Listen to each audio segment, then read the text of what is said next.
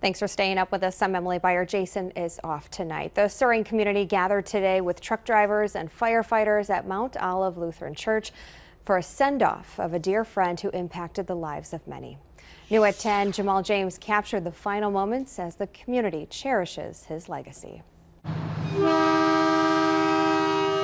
When looking at the large crowd of fire trucks, semis, and people sending Terry Chappells off one last time on his favorite semi Saturday morning, you can easily tell this man touched the hearts of so many people.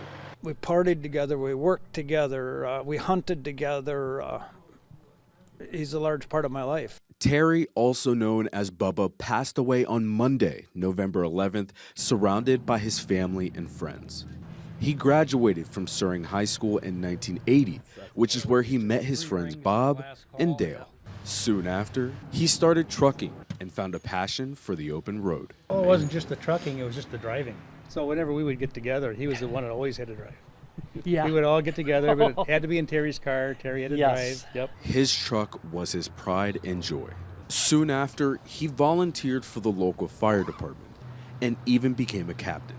But nothing compares to the love he shared for his wife Marcy, daughter Dana, and his grandkids.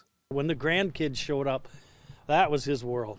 That was the topic of the conversation, and he was always out in the front yard playing with them. Every time you drive by, he just loved them. It was well known in the community that Terry was a devoted follower in his faith, often leaning onto it for guidance and even becoming a member of the Mount Olive Lutheran Church, and recently serving as elder. Oh, his faith was top notch.